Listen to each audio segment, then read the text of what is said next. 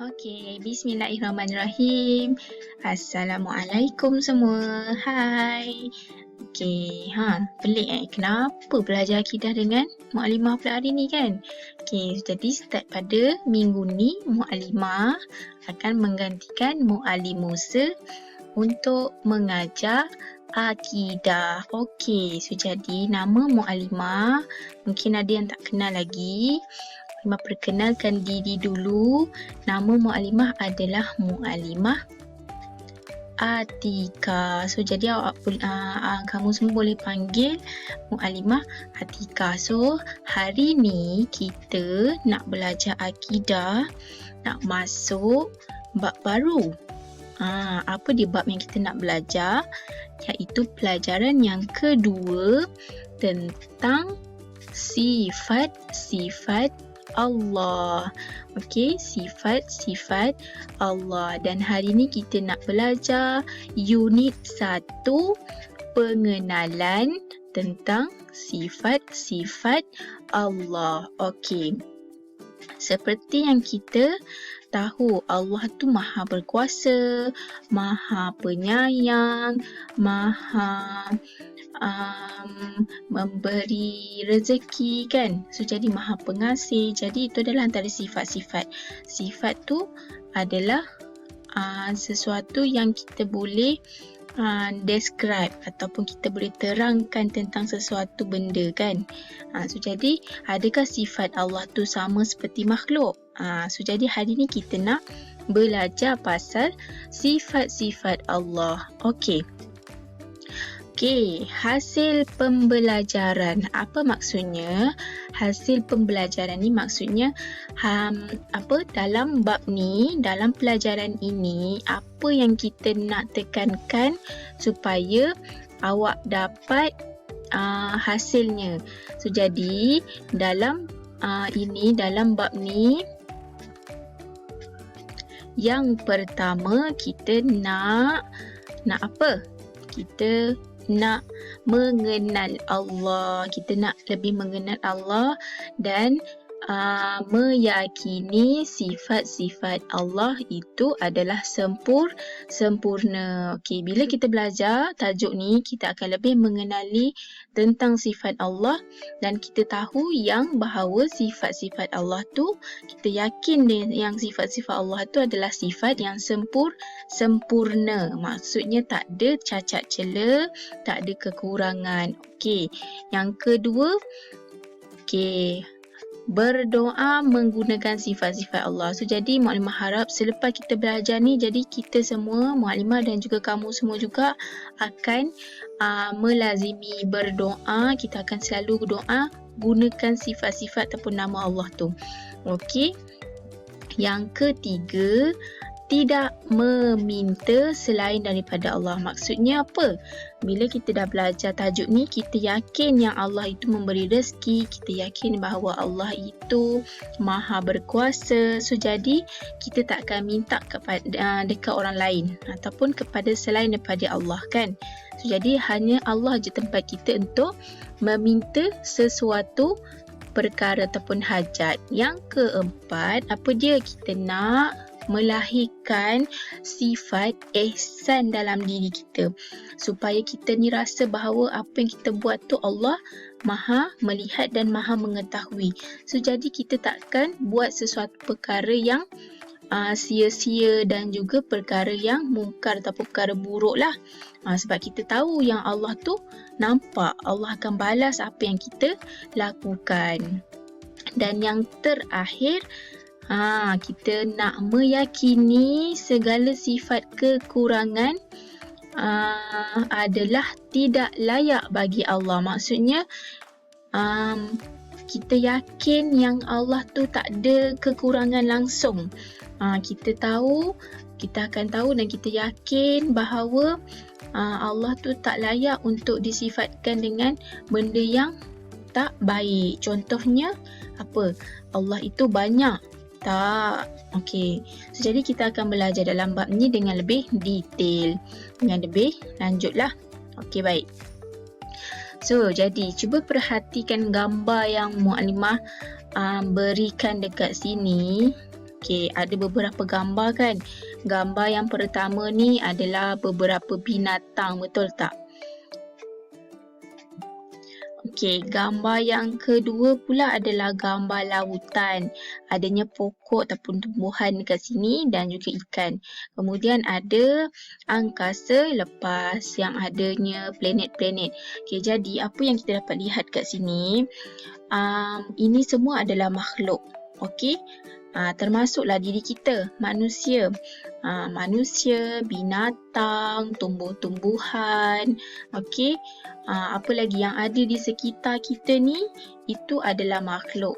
Jadi, kalau kita fikir secara logiknya, siapa yang menciptakan semua makhluk ni? Macam mana matahari, air, awan, hujan, pokok tu boleh wujud? So, jadi dari situ kita kena fikirkan dan akhirnya kita akan dapat jawapan semuanya berbalik kepada Allah Subhanahu Wa Taala, sebab takkan wujudnya makhluk tanpa kekuasaan Allah. Okey, itu adalah selingan lah. Okey, kemudian kita tengok seterusnya. Okey, pengenalan sifat-sifat Allah. Nombor 1, setiap perkara yang diciptakan oleh Allah itu ada kelemahan. Contohnya apa? Manusia. Contohnya juga adalah binatang. Okey, tak sama manusia dan juga Allah. Sifat manusia dan juga sifat Allah tu takkan sama. Okey, jadi kita ni adalah hamba yang lemah. Kita banyak kekurangan, tapi Allah tu dia sempurna. Okey, so jadi dekat sini perkara yang Allah cipta tu ada kelemahan, tapi Allah tak ada kelemahan. Yang kedua, Allah tidak seperti makhluk ciptaannya. Ya, Allah dan juga makhluk ciptaannya, manusia ke, pokok ke, takkan sama. Jadi, kalau ada orang yang samakan ataupun dia sembah pokok tu sebagai Tuhan, so itu adalah salah lah. Sebab Allah tidak sama. Okey, tidak seperti makhluk ciptaannya. Okey, yang ketiga, Allah bersifat sempurna. Okey, tadi maklumat dah terangkan. Sebabnya Allah ini dia tidak akan mati dan tiada kelemahan. Okey, berbeza dengan manusia kan, manusia akan mati. Okey, sampai satu masa nyawa kita akan dicabut. So, jadi kita tak akan hidup di dunia ni selama-lamanya. Betul tak? Okey. Seterusnya pula, okey, lagi Allah mempunyai 20 sifat yang wajib diketahui. So, jadi apa 20 sifat tu? Okey, so jadi kita akan belajar begini dalam unit yang akan datang. Okey, tapi apa yang perlu kita tahu? 20 sifat wajib. Nanti kita akan belajar tentang ni. Allah mempunyai 20 sifat yang wajib kita tahu. Okey, yang terakhir, semua sifat yang ada pada Allah menunjukkan keagungannya. Okey, maksudnya bila kita kata Allah itu maha mendengar, adakah Allah tu dengar sama dengan manusia mendengar? Tak, kita boleh dengar dalam sekeliling kita je, tapi Allah ni dia maha mendengar dan dia tahu apa yang kita bisikkan dalam hati kita juga. Betul tak? So maksudnya sifat mendengar Allah tu menunjukkan betapa agung dan besarnya Allah itu. Tak sama dengan sifat-sifat makhluknya. Okey, jelas ya? Okey. So jadi seterusnya apa yang dia ditunjukkan di sini ni adalah proses kejadian manusia. So, jadi apa yang kita nak buat dengan gambar ni? Okey, bincangkan sifatnya. Yang pertama ada dia tengok kat sini daripada bayi. Okey, ini adalah proses kejadian kita daripada baby ataupun daripada bayi, kemudian menjadilah kanak-kanak, dah boleh merangkak, kemudian besar sedikit, okey, dia bermain dan membesar lagi menjadi lebih dewasa, dah masuk universiti, kemudian tua kita pun menjadi lebih berusia lah. Kita jadi makin lama makin tua, kan? Kita takkan stay ataupun umur kita sama je sampai 10 tahun, 20 tahun yang akan datang, betul tak? So, jadi itu adalah proses kejadian ataupun pembesaran kita. Lepas dah berumur ataupun berusia, akhirnya seseorang tu akan meninggal dunia dan kita akan matilah. Jadi apa sifat manusia dekat sini? Sifat yang pertama, manusia itu melahirkan dan dilahirkan. Maksudnya manusia ni beranak. Kita ni daripada ayah dengan ibu kita, jadi dapatlah kamu semua. So awak tu dilahirkan oleh ibu kamu. Tapi tak sama dengan sifat Allah. Kenapa? Sebab Allah itu satu. Dia tidak dilahirkan dan melahirkan, hanya satu sahaja. Okey, yang kedua, manusia akan mati. Nampak tak? Akhirnya kita terhenti dekat sini. Dan kita takkan hidup di dunia selepas kita dimatikan, kecuali bila dah dibangkitkan pada hari akhirat nanti. So, jadi manusia tu akan mati akhirnya. Tak sama dengan Allah. Allah akan kekal selama-lamanya. Sama juga dengan apa-apa pun makhluk. Contoh macam tumbuhan. Sampai satu masa pokok tu pun akan mati. Betul tak? Sampai satu masa contoh kucing kita ke apa-apa binatang pun akan mati juga. Samalah dengan makhluk yang lain. Okey. Jadi, sifat-sifat bagi Allah ni, apa yang paling penting untuk kamu tahu? Yang pertama adalah sifat-sifat wajib. Sifat-sifat wajib maksudnya adalah sifat yang perlu kita yakin ada pada Allah Subhanahu Wa Taala. Okey. Yang ini adalah sifat yang perlu ada. Yang wajib kita tahu ada 20. Okey. Satu lagi sifat kita panggil sifat-sifat mustahil. Sifat mustahil ni maksudnya yang tak boleh ada pada sifat Allah. Okey, tak boleh ada pada sifat Allah. Contoh, Allah akan mati, tiada, Allah itu banyak, kan? Itu adalah sifat yang mustahil.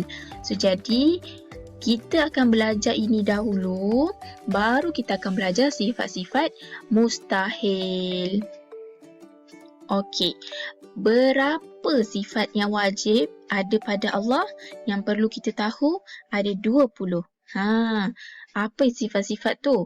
Okey, pada kali ini kelas ni Muklimat akan terang detail tentang sifat-sifat wajib ni. Cuma Muklimat akan sentuh sikit je. Okey, ni adalah sifat-sifat wajib. Okey, kalau adik-adik pernah dengar, dia ada satu lagu. Okey, Muklimat cuba nyanyi. Nanti kita akan nyanyi dan kita akan ulang pada minggu depan tau. Okey. Allahu wujud qidam baqa mukhalafatuhu lil hawadithi qiyamuhu bi nafsihi wahdaniyah qudrah iradah ilmun hayyun sama' basar kalamun qadiran muridan aliman hayyan sami'an basiran mutakalliman. Okey, itu adalah contoh. Bukan contoh lah, memang sifat wajib bagi Allah ada 20. Jadi kalau kita nak senang ingat, kita akan nyanyikan lagu tu pada minggu hadapan. Okey. So, jadi live sebentar lagi kita akan buat latihan muka surat 26, 28 dan 29. Jadi mohon bersedia dengan buku latihan, buku aktiviti dan juga alat tulis masing-masing. Okey, harapnya semua faham. So, nanti kita akan jumpa lagi pada kelas akan datang. Assalamualaikum.